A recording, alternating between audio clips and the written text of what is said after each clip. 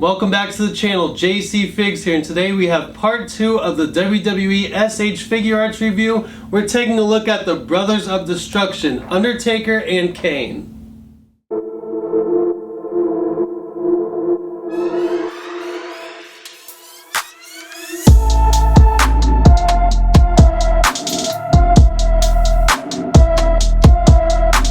So we'll go ahead and kick things off with the box art, and we'll begin with the Undertaker. His box is black and purple. It looks really good. It says the Dead Man on the front. It has the Undertaker logo right beneath that. You can see Taker in his plastic prison in the center. There's a nice image of the figure on the box as well. It says WWE Superstar Series. Got all the other logos there, Bandai, S.H.Figuarts, etc. On the side of the box it says Undertaker again. Another action shot there of the figure. On the back it says Rest in Peace, Tombstone. Undertaker's given Triple H the tombstone, looks really good. The Dead Man, a couple different action shots there. Then you can see all the other figures that come in this series on the bottom. The Rock, Stone Cold, Triple H, and Kane. On the other side of the box it says Undertaker and another action shot of the figure. Moving on to Kane, his box is red and black. It says the big red monster on the front. Again, you can see him in his plastic prison. Nice action shot of Kane there, and then it says S.H.Figuarts Superstar Series. Again, pretty much the same as the Undertaker box. Got Kane on the left side of the box as well. Another action shot. On the back it says the Big Red Machine, Chokeslam from Hell, the Devil's Favorite Demon, and then everything else is pretty much the same as Taker's box. And then on the right side is another image of the figure. Now, these boxes are slightly bigger than the Stone Cold, The Rock, and Triple H boxes, but the figures themselves are also slightly bigger.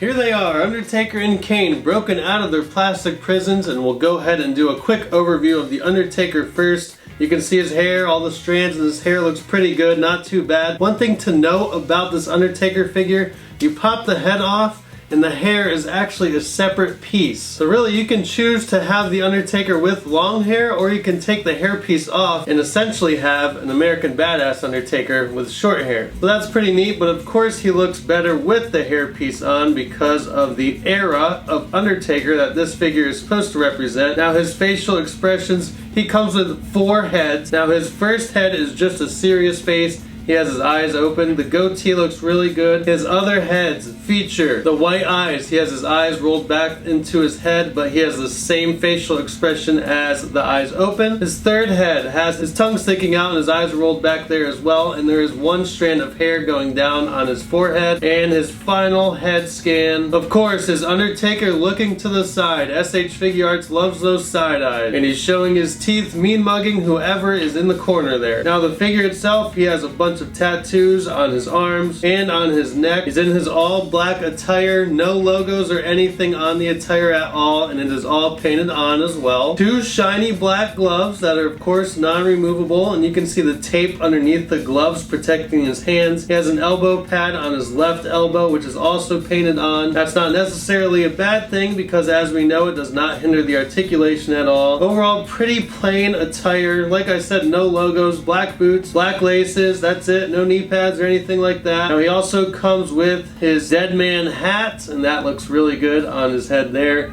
He comes with 3 pairs of extra hands. 2 of them are 3/4 way open. Then the other hand he has his thumb up so he can do the cutthroat motion. That's pretty cool. Overall, not a whole lot comes with this Undertaker figure, but it's still pretty neat. Moving on to Kane, we have Kane. He comes with 4 different heads. 1 of his heads comes with hair and the mask on. The mask is non-removable, unfortunately. Now he also has a hair piece going to the back of his hair in order to make that hair longer on the back. Now S.H.Figuarts chose to do this because it makes it easier to pop the head on and off by removing that hair piece. Another head scan that he comes with is the side eye, of course, showing his teeth, mean mugging whoever's in the corner. You got a psychotic, smiling Kane face, and he looks very crazy, looking good there. The head scans on the S.H.Figuarts toys are amazing, and then we got a serious face, and that looks good as well. No stubble on Kane at all around the mouth. Now his attire is black, and he has the red straps going on his torso. Those look pretty detailed. We have 2 black elbow pads painted on,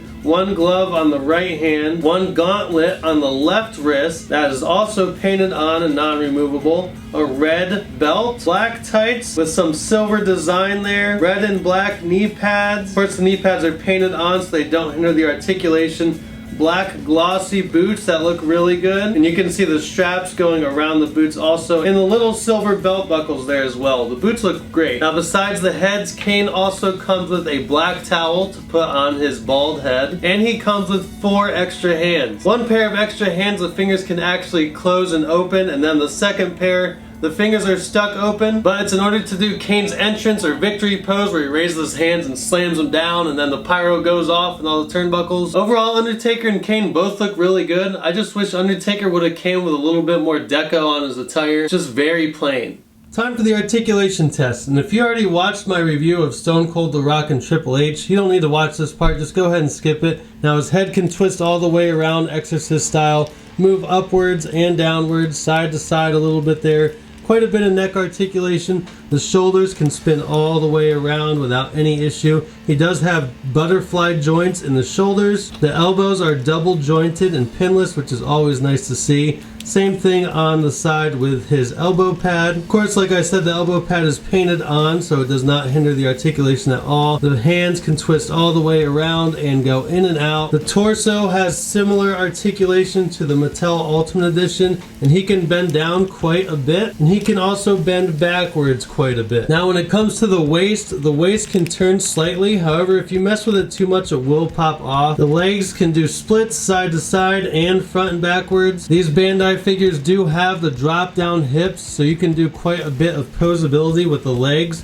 Definitely easy for a big boot to be performed. He also has double jointed pinless knees. And then you can also see the feet here can move down and back up, and there is a toe cut on the boots as well. Yeah, so there's the toe cut there. Overall, these figures should be able to do whatever you would want them to do in terms of wrestling poses. Certainly a lot of articulation, a lot of fun to be had with these S.H.Figuarts toys for sure. Let me know what you guys think about this kind of articulation in the comments below. Here's some Kane comparisons. On the very right is Mattel's Ultimate Edition Kane, and on the very left is the Jakks Pacific Bone Crunching Action Kane. Obvious differences here. Size, of course. The Ultimate Edition Kane is much larger than both the Bone Crunching Action and the S.H.Figuarts Kane. And then the BCA Kane is wider than the S.H.Figuarts as well. In terms of articulation, S.H.Figuarts kind of takes the cake there because of the neck articulation and the drop down hips. Mattel's Ultimate Edition Kane does not include that. However, Mattel has recently started including the drop-down hips in their newer Ultimate Edition figures. Overall, if you were a fan of the Attitude Era, you definitely need some Kane action figures in your collection. And here we have a few different Undertaker figures. On the very right, Mattel's Elite 30th Anniversary Undertaker, and on the very left, the BCA Series 1 WWF Superstars Undertaker. Again, same thing, the Elite is much bigger, the BCA is much wider, and overall Mattel's figures are much more detailed than the S.H.Figuarts toys, with everything except for the face. The face on the Bandai S.H.Figuarts Undertaker is far better than the Mattel WWE Undertaker. Other than that, the S.H.Figuarts Undertaker still beats Mattel's in terms of articulation, but when it comes to playability, I would much rather have the Mattel version because it just feels like it's made much better and it's much more sturdy. It won't break nearly as easily as the Bandai Undertaker. And finally, here we have all 5 of the Bandai S.H.Figuarts action figures. We got The Rock, Undertaker, Kane, Stone Cold, and Triple H. Now Vince McMahon was supposed to be released next after these 5 figures, however the line got discontinued obviously. So unfortunately that Vince McMahon figure never came to fruition. Now seeing all 5 of these figures lined up together, I have to say this line is highly underrated. I've said it before, and I think the main reason why a lot of collectors were turned off by the S.H.Figuarts toys is because of the scale. As you've seen, they're much smaller than the Mattel WWE toys. The detailing in the faces plus the accessories that they come with is just very cool. It's difficult not to pick these up, especially once you see them in person. Now we'll go ahead and take some action shots of all 5 of these figures and put this line to rest.